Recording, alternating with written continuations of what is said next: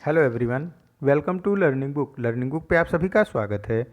Learning book के इस video में हम 23 दिसंबर और 24 दिसंबर 2020 से संबंधित करंट अफेयर के महत्वपूर्ण प्रश्नों को डिस्कस करेंगे। अपने क्वेश्चंस के डिस्कशन की शुरुआत की जाए उससे पहले आप सभी से एक रिक्वेस्ट है कि लर्निंग बुक को अपना सपोर्ट दें और हमारी वीडियोस को अधिक से अधिक शेयर करें। जो नए व्यूअर्स चैनल से पहली बार जुड़े हैं उनसे रिक्वेस्ट है वो चैनल को सब्सक्राइब करके बेल आइकॉन को प्रेस कर दें, जिससे जो भी नई वीडियोस चैनल पर अपलोड हो उसकी नोटिफिकेशन आप तक समय से पहुंच सके। आइए फिर शुरुआत करते हैं अपने आज के पहले प्रश्न के साथ। आज का पहला प्रश्न है, ड्रग्स कंट्रोल ऑपरेशन पर भारत और किस देश के बीच हाल ही में द्विपक्षीय बैठक आयोजित की गई? भारत और म्यांमार के बीच ड्रग्स कंट्रोल ऑपरेशन पर हाल ही में द्विपक्षीय बैठक आयोजित की गई। ऑप्शन ए इसका करेक्ट हो जाएगा। क्या है ये drugs control operation? Drugs control operation में इसकी दोनों देश एक दूसरे को अगर कोई गैर कानूनी तरीके से नशीले पदार्थों का आदान प्रदान हो रहा है, एक दूसरे की भूमि का इस्तेमाल किया जा रहा है नशीले पदार्थों को म्यांमार या फिर इंडिया में पहुंचाने में, तो दोनों देश उसको कंट्रोल करने के लिए एक दूसरे की मदद करेंगे। कुल मिला के इसमें नशीले पदार्थों को रोकने का काम किया जाएगा। अगर वो नशीला पदार्थ म्यांमार से भारत में लाया जा रहा है या फिर इंडिया से म्यांमार में लाया जा रहा है, इसी को लेकर के द्विपक्षीय बैठक आयोजित की गई म्यांमार के साथ। एक और भी इम्पॉर्टेंट प्रोजेक्ट है कलादान प्रोजेक्ट, जो कि भारत ने बनाया है म्यांमार में। ये क्या है? इसमें कोलकाता पोर्ट को सिटबे पोर्ट से कनेक्ट किया गया है कलादान प्रोजेक्ट में। कोलकाता पोर्ट ये वेस्ट बंगाल का है, सिटबे पोर्ट ये म्यांमार का पोर्ट है। और सिटबे पोर्ट जो है ये डीप वाटर पोर्ट है। डीप वाटर पोर्ट मैंने आपको बताया है कि एक शैलो वाटर पोर्ट होते हैं जो काफ़ी किनारे पर ला कर के बनाया जाता है समुद्र के, तो उसमें बहुत भारी शिप नहीं लाई जा सकती है, क्योंकि अब अगर शैलो वाटर है काफ़ी कम पानी किनारों पर हो जाता है, मतलब किनारों पर नहीं, थोड़ा किनारों से अंदर बनाया जाता है, तो पानी की जब मात्रा कम हो जाती है तो भारी शिप वहाँ पे लाया नहीं जा सकता। और जो डीप वाटर पोर्ट होता है वहाँ पे कितनी भी भारी शिप को लाया जा सकता है, लेकिन इसको समुद्र के बीचों बीच बनाना पड़ता है, तभी तो वहाँ पे पानी का अमाउंट ज़्यादा मिल पाता है शिप के लिए। तो कोलकाता पोर्ट को सिटबे पोर्ट से जोड़ा गया है कलादान प्रोजेक्ट के तहत। कोलकाता पोर्ट वेस्ट बंगाल में और सिटबे पोर्ट ये म्यांमार में है। और बात करें कलादान प्रोजेक्ट की, तो ये म्यांमार की एक नदी है कलादान नदी, उसी पर इसको बनाया गया है। तो ऑप्शन यहाँ पे ए करेक्ट हो जाएगा और कलादान प्रोजेक्ट भी आप ध्यान में रखोगे। नेक्स्ट क्वेश्चन है, हाल ही में भारतीय तटरक्षक बल के बेड़े में किस नई स्वदेशी नौका को शामिल किया गया है? ये पूरी तरीके से इंडिजिनस है, यानी कि पूरा इसका निर्माण भारत में किया गया है। इसका नाम है इंटरसेप्ट C454। ऑप्शन ए इसका करेक्ट हो जाएगा। और इसको लांसर्स एंड टर्बो कंपनी द्वारा बनाया गया है। लांसर्स एंड टर्बो की कंपनी जो कि सूरत में है, इसका एक विंग उसके द्वारा बनाया गया है। अगर पूरी बात की जाए, लांसर्स एंड टर्बो जो कि सूरत में है उसके द्वारा बनाया गया है। और इसको गुजरात के जाखो बंदरगाह पर कमीशन्ड किया गया है। कमीशन्ड करने का मतलब कि किसी नौका को जब सौंपा जाता है तटरक्षक बल को तो उसे कमीशन्ड करना बोलते हैं। तो जाखो बंदरगाह पे इसको कमीशन्ड किया गया है तटरक्षक बलों के लिए, और जाखो बंदरगाह गुजरात में है। इसमें नेविगेशन और कम्युनिकेशन के लिए एकदम बिल्कुल लेटेस्ट टेक्नोलॉजी का इस्तेमाल करा गया है। और नाइट विजन के लिए जो उपकरण लगाए गए हैं वो पूर्णतः आधुनिक उपकरण है। तो कुल मिला के ये इंडिजिनस और एकदम हाईली लेटेस्ट डिज़ाइन में बनाया गया नौका है, जिसका नाम है intercept C454। Option A correct हो जाएगा। और इसकी स्पीड 25 नॉटिकल मील है। नॉटिकल मील क्या होता है? नॉटिकल मील मीन्स कि जैसे हम स्पीड को किस में मेज़र करते हैं, ज़्यादातर हम इसकी स्पीड को मेज़र करते हैं किलोमीटर पर आवर में, लेकिन अगर कोई शिप समुद्र में चल रही है तो उसे नॉटिकल मील में मेज़र किया जाता है।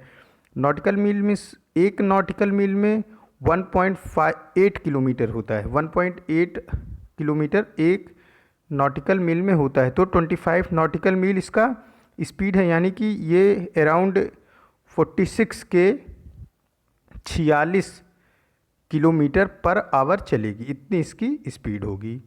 और ऑप्शन ए यहाँ पे करेक्ट हो जाएगा। नेक्स्ट क्वेश्चन है, किस देश के प्रधानमंत्री अगले साल गणतंत्र दिवस यानी कि 26 जनवरी 2021 समारोह में मुख्य अतिथि होंगे?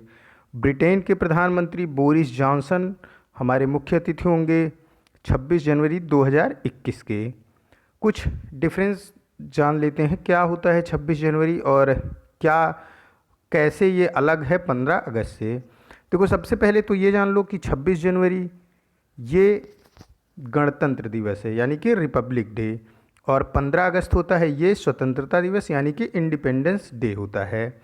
26 जनवरी को हमारा संविधान लागू किया गया था और 26 जनवरी को राजपथ पर राष्ट्रपति द्वारा झंडारोहण किया जाता है, जबकि चीफ गेस्ट इस पे बुलाए जाते हैं 26 जनवरी को। और 15 अगस्त में क्या होता है, 15 अगस्त के दिन पर लाल किले से प्रधानमंत्री द्वारा झंडे का रोहण किया जाता है, ध्वजारोहण किया जाता है, और 15 अगस्त के दिन कोई भी चीफ गेस्ट इनवाइट नहीं किया जाता है।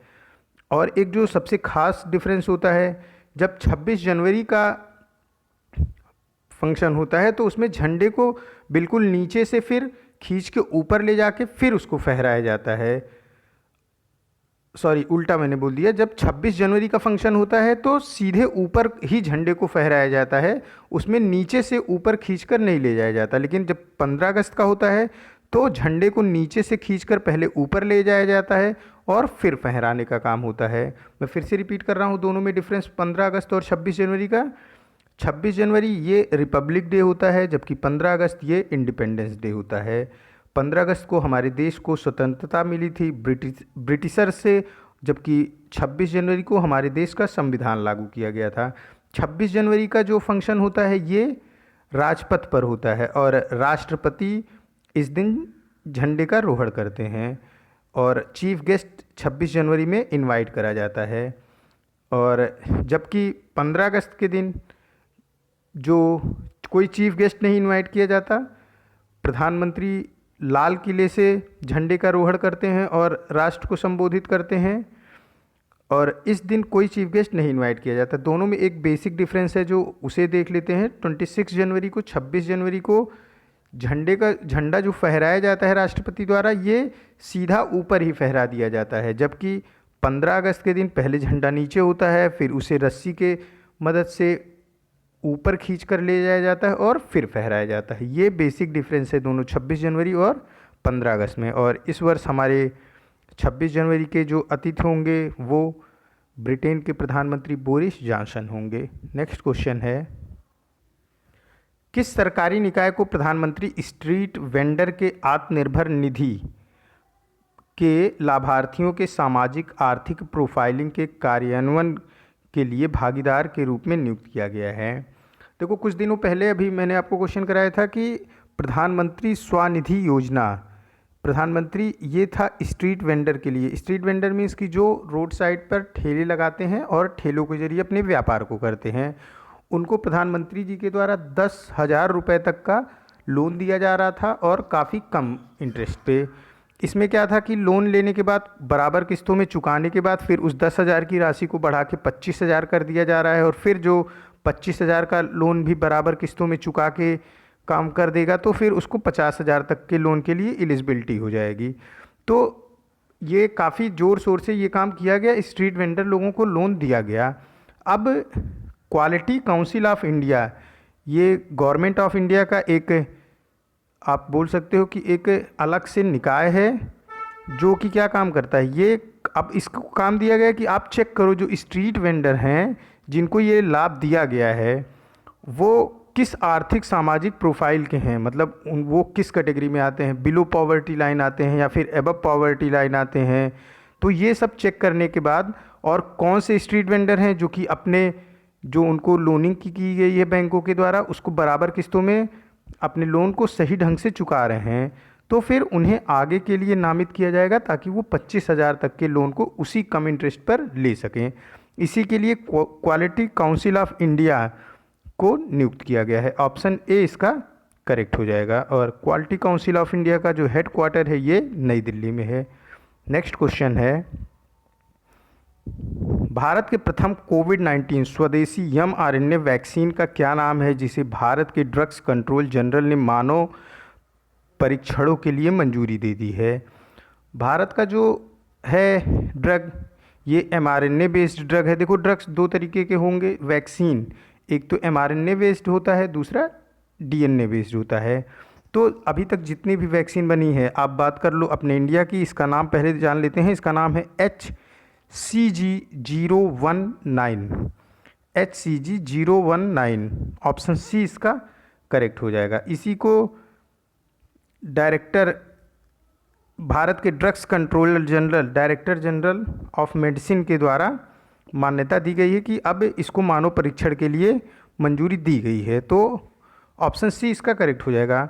और देखो कौन कौन से ड्रग्स इस समय पूरे चर्चा में है विश्व पे, उसको देख लेते हैं। स्पुतनिक वी, ये पूरे वर्ल्ड का पहला ऐसा ड्रग्स है जिसे रशिया द्वारा अपने वहाँ के लोगों पर इसका वैक्सीनेशन किया जा रहा है स्पुतनिक वी के ज़रिए, और ये इम्यूनिटी को बूस्ट कर रहा है, जिससे कि ऐसा माना जा रहा है कि ये काफ़ी हद तक रशिया के लोगों को कोविड-19 के प्रकोप से बचा रहा है। दूसरा जो ड्रग्स जो काफ़ी चर्चा में है वो है फाइज़र और बायोएनटेक कंपनी का ड्रग्स।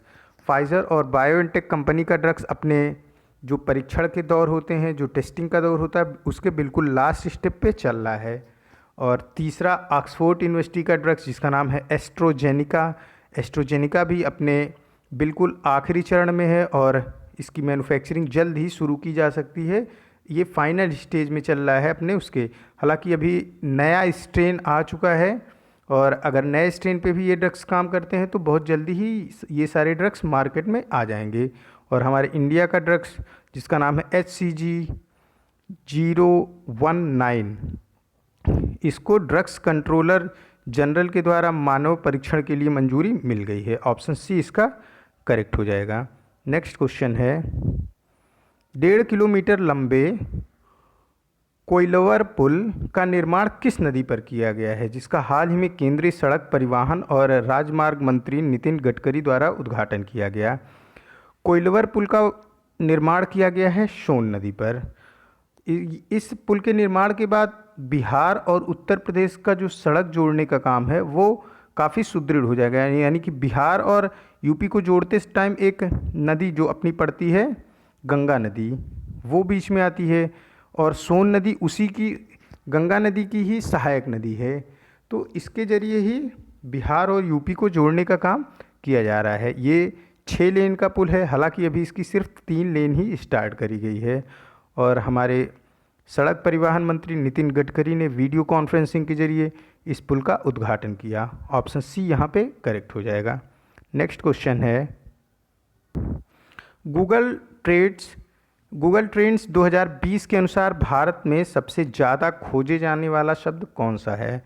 भारत में सबसे ज़्यादा खोजे जाने वाला शब्द 2020 का वो है IPL, Indian Premier League. Option B correct हो जाएगा। इस वर्ष का जो इंडियन प्रीमियम लीग था वो काफ़ी लेट हुआ, ये मार्च में खेला जाना था, और फिर उसके बाद क्या हुआ कि कोविड-19 सिचुएशन आई, इसको इंडिया से पोस्टपोन करके UAE में खेला गया। और इस वर्ष सबसे ज़्यादा गूगल पे जो ट्रेंड किया वो था IPL भारत के लिए। और देखो 3 चीज़ें याद रखते हैं यहाँ पे इस क्वेश्चन के जरिए। देखो गूगल ट्रेंड्स 2020 के अनुसार भारत में खोजे जाने वाला, सबसे ज़्यादा खोजे जाने वाला शब्द IPL, एक बात आप ये ध्यान रखोगे। दूसरी बात ये ध्यान रखोगे, Cambridge dictionary word of the year कौन है, ये वर्ड है क्वारंटीन। क्वारंटीन वर्ड को कैम्ब्रिज डिक्शनरी ने वर्ड ऑफ द ईयर का खिताब दिया है, यानी कि सबसे ज़्यादा कैम्ब्रिज डिक्शनरी के अनुसार क्वारंटीन वर्ड को इस वर्ष खोजा गया। ऑक्सफोर्ड ने कोई भी, पहली बार ऐसा हुआ है कि ऑक्सफोर्ड ने नो वर्ड ऑफ द ईयर बताया है, कि मतलब कोई शब्द ही नहीं है जो इस ईयर के लिए किया जाए, कोई इकलौता शब्द नहीं है, कई सारे ऐसे शब्द हैं जो कि इस वर्ष काफ़ी सर्चेबल रहे। इसलिए ऑक्सफोर्ड ने किसी भी शब्द को इस वर्ष का वर्ड ऑफ द ईयर नहीं कहा है। तो IPL ये गूगल ट्रेंड्स के अनुसार भारत में खोजे जाने वाला शब्द रहा, भारत में सबसे ज़्यादा खोजे जाने वाला शब्द रहा IPL। और कैम्ब्रिज डिक्शनरी के अनुसार वर्ड ऑफ द ईयर रहा क्वारंटीन। और ऑक्सफोर्ड के अनुसार कोई भी शब्द इस वर्ष अकेला ऐसा नहीं है जो, मतलब कई सारे शब्द एक साथ कई बार खोजे गए, इसलिए ऑक्सफोर्ड ने किसी भी शब्द को वर्ड ऑफ द ईयर नहीं कहा है इस वर्ष। यहाँ पे आंसर बी करेक्ट हो जाएगा। नेक्स्ट क्वेश्चन है, विश्व स्वास्थ्य संगठन WHO 2019 ग्लोबल हेल्थ एस्टीमेट में 2000 से लेके 2019 तक की अवधि में वैश्विक स्तर पर मृत्यु का शीर्ष कारण कौन सी बीमारी बनी? देखो मतलब कि 2000 से लेके 19 सालों की अवधि में WHO के अनुसार कौन सी ऐसी बीमारी है जिसकी वजह से सबसे ज़्यादा मृत्यु हुई? इस क्वेश्चन में यही पूछा गया है। इसका आंसर है इस्केमिक हृदय रोग, इस्केमिक हार्ट डिजीज़। इसमें क्या होता है, चेस्ट पेन होता है, चेस्ट पेन के बाद लोगों की डेथ हो जाती है। चेस्ट पेन मीन्स कि वो मतलब प्रॉपर तरीके से देखा जाए तो वो पेन जो होता है वो हार्ट में होता है, हृदय में होता है।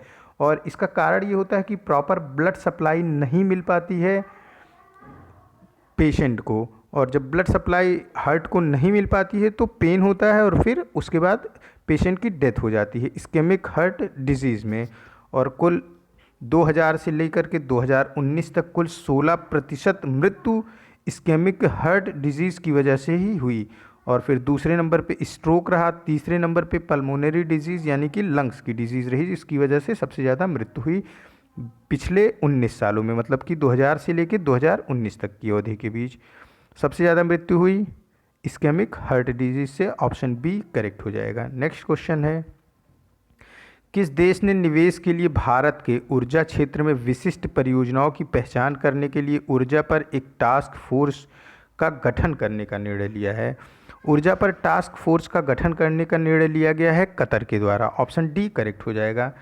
कतर, इसमें क्या होगा कि देखो कि इसका मेन जो एम है, इसका रिन्यूएबल एनर्जी के एरिया में क्षेत्र में भारत में कहाँ कहाँ परियोजनाओं को विकसित किया जाए ताकि वो परियोजनाएं काफ़ी सफल परियोजनाएं हों, इन्हीं सब चीज़ों की पहचान करेगा कतर, और फिर जो है वहाँ पे परियोजनाओं को अपने अनुसार लगाएगा। मेनली ये रिन्यूएबल एनर्जी के क्षेत्र के ही लिए कतर ने टास्क फोर्स का गठन किया है ताकि वो पूरी तरीके से ऊर्जा के क्षेत्र में ये समझ सके कि कहाँ पे, मतलब देखो अभी विंड एनर्जी भी रिन्यूएबल एनर्जी में आती है, लेकिन विंड एनर्जी को अगर हम किसी ऐसे एरिया में लगाएंगे जहाँ पे हवाएं नहीं चलती हैं तो फिर वो उतना प्रॉपर काम नहीं करेगा। इसके लिए ज़्यादातर कि जो समुद्र तट के एरिया होते हैं वहाँ पे यूज़ किया जाता है, जैसे तमिलनाडु का आपका, फिर ये पूरा महाराष्ट्र, तमिलनाडु, गोवा, वैसे भी मतलब तमिलनाडु का एरिया ही ज़्यादा यूज़ किया जाता है, तमिलनाडु और केरल में। महाराष्ट्र विंड एनर्जी के लिए उतना यूज़ नहीं किया जाता है। तो फिर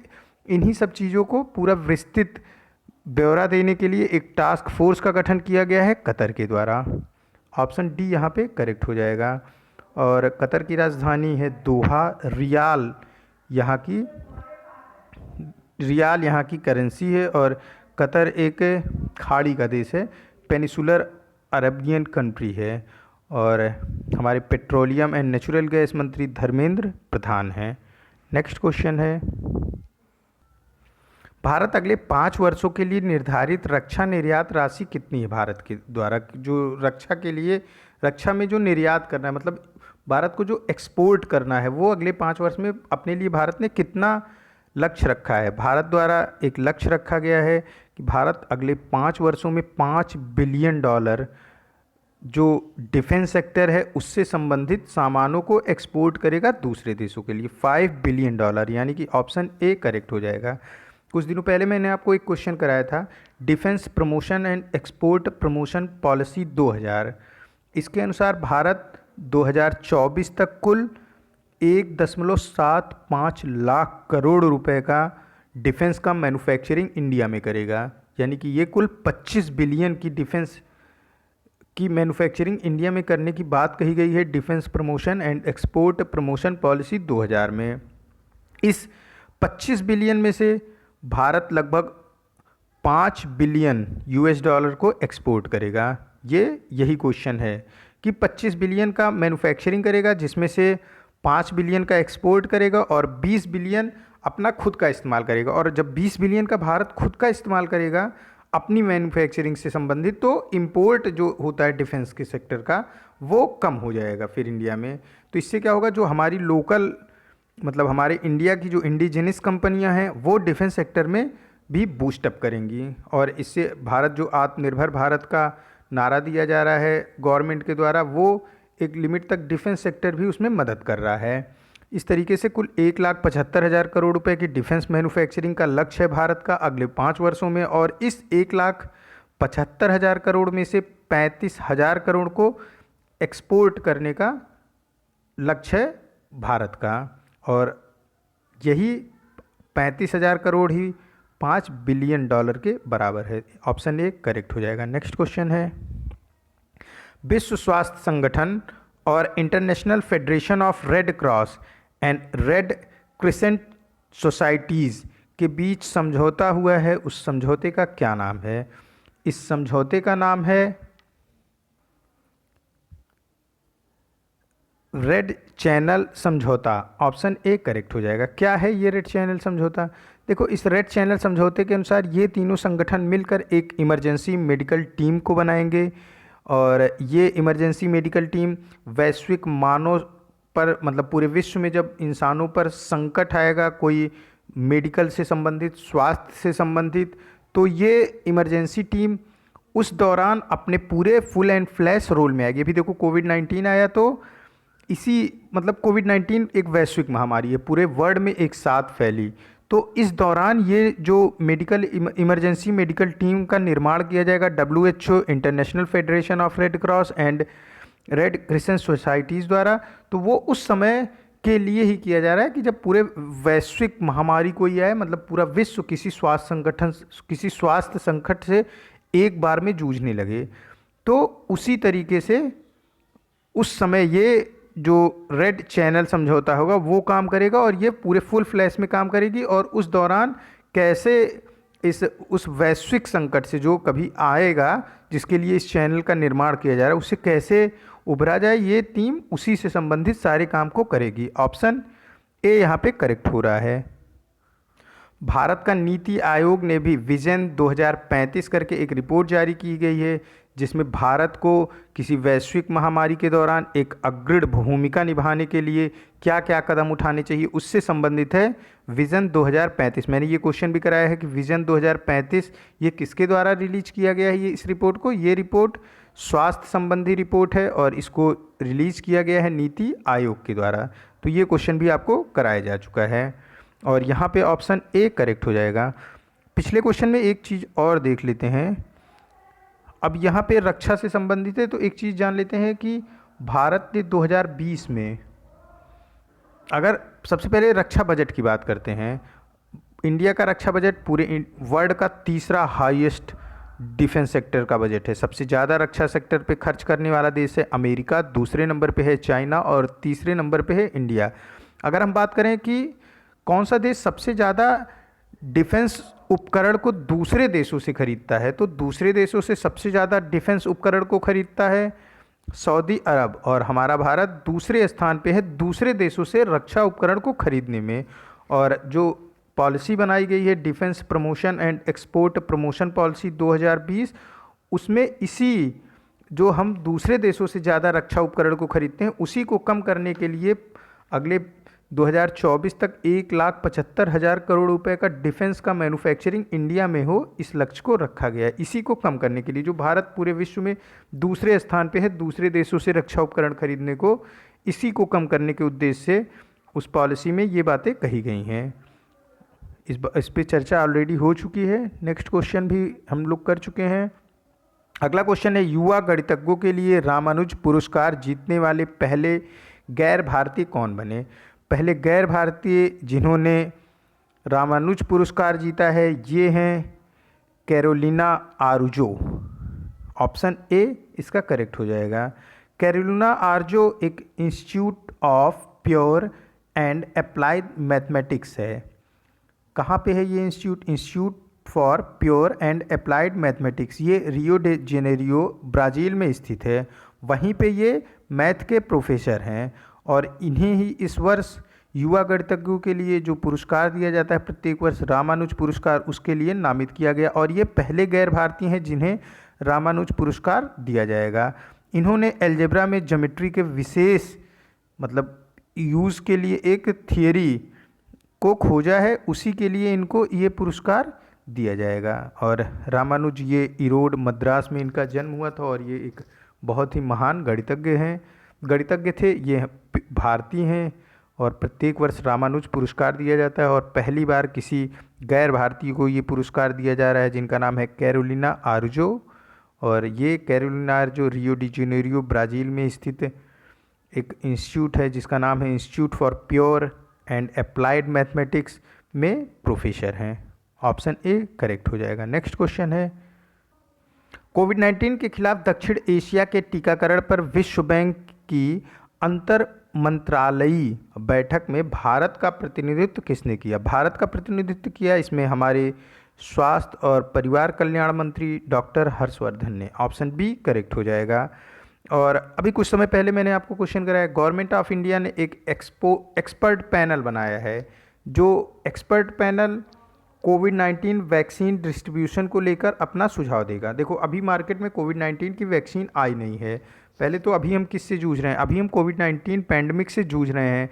फिर वैक्सीन आने के बाद जो सबसे बड़ी चुनौती होगी उसका डिस्ट्रीब्यूशन होगा। डिस्ट्रीब्यूशन मतलब कि वो कैसे टीकाकरण समान रूप से पूरे इंडिया में इसके टीकाकरण को किया जाए, और जो रिमोट एरिया है वहाँ पे टीकाकरण कैसे किया जाए, इसी को लेकर के गवर्नमेंट ऑफ इंडिया ने एक एक्सपर्ट पैनल का निर्माण किया था जिसके अध्यक्ष बनाए गए हैं डॉक्टर वी के पाउल। डॉक्टर वी के पाउल नीति आयोग के सदस्य हैं।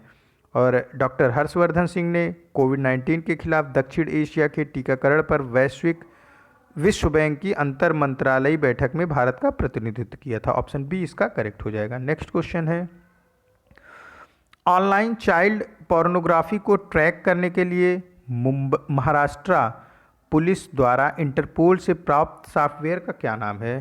देखो जो पोर्नोग्राफी होती है इसको ट्रैक करने के लिए महाराष्ट्र पुलिस को एक सॉफ्टवेयर दिया गया है। किसके द्वारा दिया गया? ये इंटरपोल के द्वारा दिया गया। इंटरपोल मतलब कि जो इंटरनेशनल पुलिस होती है उसके द्वारा इसको दिया गया है, और इसका नाम है क्राउलर।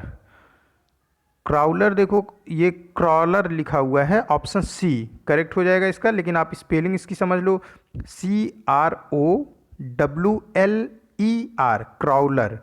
क्राउलर नाम का सॉफ्टवेयर महाराष्ट्र पुलिस को इंटरपोल के द्वारा दिया गया है ताकि जो ऑनलाइन चाइल्ड पोर्नोग्राफी है उसको ट्रैक किया जा सके। ट्रैक करने का सेंस कि किस वेबसाइट के द्वारा ये ऑनलाइन पोर्नोग्राफी को चलाया जा रहा है, क्योंकि देखो काफ़ी हद तक इंडिया में ऑनलाइन पोर्नोग्राफी को बैन कर दिया गया है। अब उस वेबसाइट की लोकेशन क्या है, वो मतलब कि देखो एक लोकेशन होगी जहाँ से उस वेबसाइट को हैंडल किया जाता होगा, तो उस वेबसाइट की लोकेशन क्या है और कहाँ कहाँ के लोग उसको देख रहे हैं, इन सबको देखने के बाद एक काफ़ी हद तक इस पर रोक लगाई जा सकती है। इसी वजह से महाराष्ट्र पुलिस ने इस सॉफ्टवेयर को इंटरपोल पुलिस से प्राप्त किया है। इंटरपोल ये अंतर्राष्ट्रीय पुलिस होती है। ऑप्शन सी करेक्ट हो जाएगा, जबकि इसको आप ध्यान रखोगे क्राउलर CROWLER। नेक्स्ट क्वेश्चन है, विजय दिवस निम्न में से किस दिन मनाया जाता है? विजय दिवस प्रत्येक वर्ष 16 दिसंबर को मनाया जाता है। क्या है ये विजय दिवस? देखो विजय दिवस में इस दिन ही भारत ने पाकिस्तान पर विजय हासिल की थी, और 16 दिसंबर को ही आप कहोगे कि जो बांग्लादेश है वो पाकिस्तान से अलग हो गया था। बांग्लादेश पाकिस्तान से अलग हो इस वजह से ही भारत ने बांग्लादेश का साथ दिया था। पहले क्या था, बांग्लादेश पश्चिमी पाकिस्तान था, और जो अभी प्रेजेंट में पाकिस्तान है वो पूर्वी पाकिस्तान के नाम से जाना जाता था। लेकिन होता क्या था कि जो प्रेजेंट टाइम में पाकिस्तान है वहाँ का रहन सहन, बोली, ये सब बिल्कुल अलग थी, जबकि जो पश्चिमी पाकिस्तान जो कि बांग्लादेश है ये वेस्ट बंगाल से सटा हुआ था। तो ये पाकिस्तान से काफ़ी विभिन्नताएं थी यहाँ पे, मतलब दोनों समुदाय एक थे, मुस्लिम्स दोनों जगह पे थे, तभी ये पाकिस्तान बना था, लेकिन दोनों में काफ़ी भिन्नताएं थी। और भिन्नता होने की वजह से जो अभी प्रेजेंट टाइम का पाकिस्तान है, ये लोग जो बांग्लादेश के मुस्लिम्स थे उन पर गलत तरीके से, मतलब उनके ऊपर गलत तरीके से शासन करने की कोशिश करते थे। उनको लगता था कि हम सुपीरियर हैं, और फिर एक विद्रोह के जरिए वहाँ पे बांग्लादेश में विद्रोह उठा, फिर इंडिया ने बांग्लादेश का साथ दिया और बांग्लादेश को पाकिस्तान से अलग कराने में बांग्लादेश की मदद करी। यही विजय दिवस है। 1971 में ये युद्ध हुआ था, 1971 में, और प्रत्येक वर्ष 16 दिसंबर को विजय दिवस मनाया जाता है। ऑप्शन डी करेक्ट है। नेक्स्ट क्वेश्चन है, सुप्रीम कोर्ट ने जस्टिस हिमा कोहली को किस राज्य के हाई कोर्ट की पहली महिला चीफ जस्टिस नियुक्त किया है? सुप्रीम कोर्ट ने तेलंगाना की पहली महिला चीफ जस्टिस नियुक्त किया है? हिमा कोहली को। ऑप्शन सी इसका करेक्ट हो जाएगा। और ये आप क्वेश्चन आ सकता है कि किस सिस्टम या किस नीति के तहत सुप्रीम कोर्ट द्वारा नियुक्त किया जाता है हाई कोर्ट के जजों को, तो आप इसको पता होगा आप सभी को, कोलोजियम सिस्टम के तहत इनकी नियुक्ति करी जाती है। और जो इसके पहले तेलंगाना के चीफ जस्टिस थे उनका नाम था राघवेंद्र सिंह चौहान। राघवेंद्र सिंह चौहान का ट्रांसफ़र उत्तराखंड में कर दिया गया है। और हिमा कोहली इससे पहले दिल्ली हाई कोर्ट की जज रह चुकी हैं और ये पहली महिला चीफ जस्टिस होंगी तेलंगाना की। ऑप्शन सी करेक्ट हो जाएगा। नेक्स्ट क्वेश्चन है, साल 1959 में हिंद केसरी का खिताब जीतने वाले निम्न में से किस पहलवान का 86 वर्ष की आयु में निधन हो गया? इनका नाम है श्रीपति खांचनाले। श्रीपत खांचनाले का निधन हो गया 86 वर्ष की आयु में। ये भारतीय पहलवान थे और 1959 में इनको हिंद केसरी का खिताब दिया गया था अपनी पहलवानी से संबंधित। जो हिंद केसरी का खिताब है ये पहलवानी से संबंधित है, इसको कंफ्यूज नहीं करना है। कैसरे हिंद खिताब दिया जाता था अंग्रेज़ों के द्वारा, जबकि हिंद केसरी खिताब है ये पहलवानी से संबंधित है। कैसरे हिंद खिताब मिला था गांधी जी को, बाद में गांधी जी ने इसे रिटर्न कर दिया। सरोजनी नायडू को भी मिला है, उन्होंने भी इसे रिटर्न कर दिया। मतलब काफ़ी सारे जो स्वतंत्रता संग्राम सेनानी थे उन्हें कैसरे हिंद का खिताब दिया जाता था अंग्रेज़ों के द्वारा। आप इसको कंफ्यूज नहीं करोगे हिंद केसरी से। हिंद केसरी खिताब ये संबंधित है पहलवानी से, जबकि कैसरे हिंद खिताब दिया जाता था अंग्रेज़ों द्वारा। और हिंद केसरी खिताब से सम्मानित श्रीपति खांचनाले का अभी 86 वर्ष की आयु में निधन हो गया। नेक्स्ट क्वेश्चन है, ये बेहद ही प्रतिष्ठित पहलवान रह चुके हैं और इन्होंने भारत के लिए पहलवानी का खेल खेला है। प्रधानमंत्री नरेंद्र मोदी ने गुजरात के कच्छ में कितनी महत्वाकांक्षी परियोजनाओं का शिलान्यास किया? कुल 3 महत्वाकांक्षी परियोजनाओं का शिलान्यास किया गया प्रधानमंत्री नरेंद्र मोदी जी के द्वारा। इसमें रिन्यूएबल एनर्जी पार्क, समुद्र जल शोधन संयंत्र और दुग्ध प्रसंस्करण डेयरी, ये तीनों परियोजनाओं का भी हाल ही में मोदी जी के द्वारा शिलान्यास किया गया है। और अभी इन परियोजनाओं पे काम किया जाएगा और फिर जब ये परियोजनाएं पूरी हो जाएंगी तो गुजरात में रिन्यूएबल एनर्जी पार्क हो जाएगा और समुद्री जल शोधन संयंत्र पूरी उसकी एक लैब बन जाएगी कि समुद्री जल को कैसे शोधित। देखो समुद्री जल जो होता है ये खारा पानी होता है, तो फिर उसका हम पीने में तो यूज़ कर नहीं सकते, तो फिर उसी से संबंधित ये शोध यहाँ पे किया जाएगा कि कैसे इस खारे पानी को पीने योग्य बनाया जाए। और दुग्ध प्रसंस्करण डेयरी संयंत्र का भी वहाँ पे शिलान्यास रखा गया और फिर वहाँ पे दूध से संबंधित कार्य भी आगे किया जाएगा जब ये परियोजना कंप्लीट हो जाएगी। और प्रधानमंत्री नरेंद्र मोदी ने एक साथ कुल 13 परियोजनाओं का उद्घाटन किया था अक्टूबर के महीने में। और अक्टूबर के महीने में प्रधानमंत्री नरेंद्र मोदी गुजरात के दौरे पे थे। हम एकता दिवस के रूप में मनाते हैं सरदार वल्लभ भाई पटेल के जन्मदिन को, उसी समय वो गुजरात गए थे। 2 दिवसीय दौरा था वो। उस दौरान उन्होंने 13 ने कुल 7 परियोजनाओं का एक साथ उद्घाटन किया था। उसी दौरान भारत को अपना पहला सी प्लेन भी मिला था गुजरात में ही। तो भारत का पहला सी प्लेन ये कहाँ पे है ये गुजरात में स्थित है। सी प्लेन में क्या होता है कि जो प्लेटफॉर्म होता है उड़ान भरने के लिए किसी प्लेन को, वो कोई प्लेटफॉर्म नहीं होता बल्कि जल सतह ही होता है, यही सी प्लेन होता है। आप इसे समझ लो, ये टूरिस्ट को अट्रैक्ट करने के लिए गुजरात में इसका उद्घाटन किया गया प्रधानमंत्री नरेंद्र मोदी जी के द्वारा। उद्घाटन करना अलग बात होती है, उद्घाटन करने का मतलब अब वो कार्य करना शुरू कर दिया है, जबकि शिलान्यास होना का मतलब अब वो बनना शुरू हुआ है, उद्घाटन बनने के बाद का प्रक्रिया होता है। तो अभी शिलान्यास किया गया 3 परियोजनाओं का, रिन्यूएबल एनर्जी पार्क, समुद्री जल शोधन संयंत्र और दुग्ध प्रसंस्करण डेयरी संयंत्र। ऑप्शन सी इसका करेक्ट हो जाएगा। ये आज का लास्ट क्वेश्चन था। मिलते हैं नए करंट अफेयर के साथ नेक्स्ट वीडियो में। Keep study on learning book. Thank you for watching this.